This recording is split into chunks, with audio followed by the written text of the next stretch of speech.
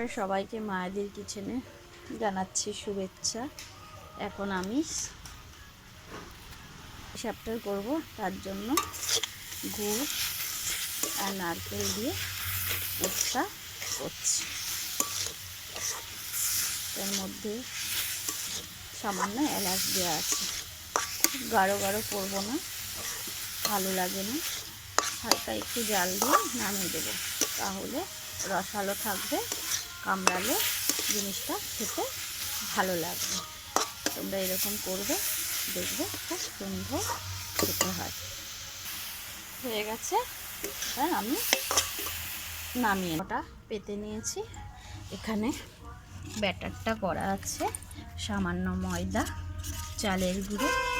আর একটা তোমাদেরকে একটা টিপস বলছি, অনেকে বলে আমার পিঠে ওঠে না পাটিসাপটা। কী করবে,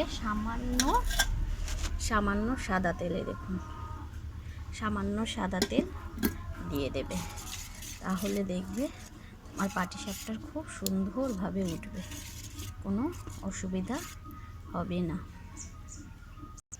তাওয়াটা গরম হয়ে গেছে, এবার আমি তেলটা মাখিয়ে নিলাম। ব্যাটারটা এবার তাওয়ার মধ্যে দিয়ে দেবো অল্প করে। তারপরে দেখো, এটা দিয়ে সুন্দর করে পাতলা করে গোল করা হচ্ছে।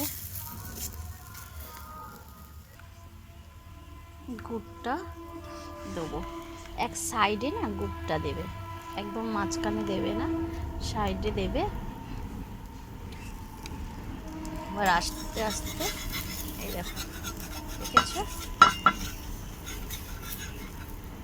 এরকম করে আস্তে আস্তে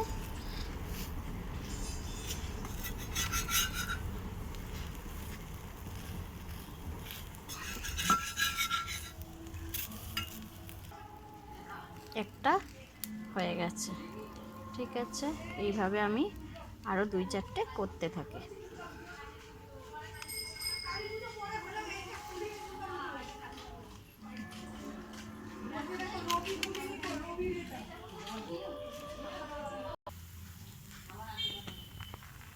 দেখো, এইভাবে একটা একটা করে আমি আবার করছি।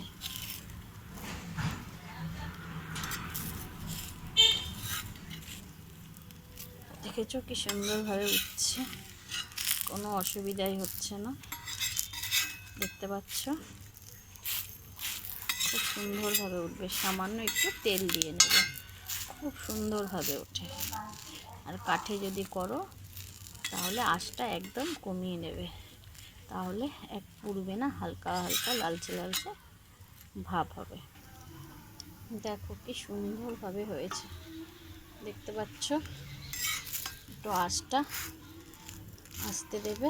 আর পিঠে না সবসময় উনুনে করলে খুব ভালো হয়, পিঠে উনুনে ভালো হয়, খুব ভালো হয়। দেখো, পাটিসাপটার আবার আর একটা দেখাচ্ছি, কি সুন্দরভাবে হচ্ছে। দেখো, বুঝেছ?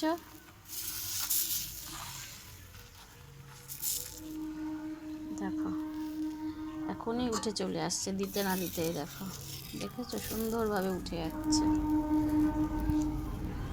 এক সাইড করে এরকম গুড়টা দেবে, এরকম সাইড করে গুড়টা দিলে গুড়টা বেরিয়ে যাবার ভয় নেই। দেখো এরকম করে পাল্টাবে,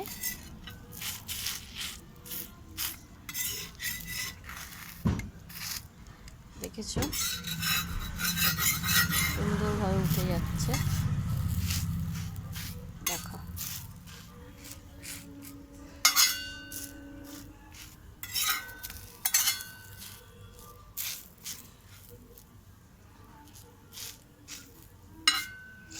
যার যার ভালো লেগেছে এই পাটিসাপটা, তারা লাইক দেবেন, শেয়ার করবেন, কমেন্ট করবেন।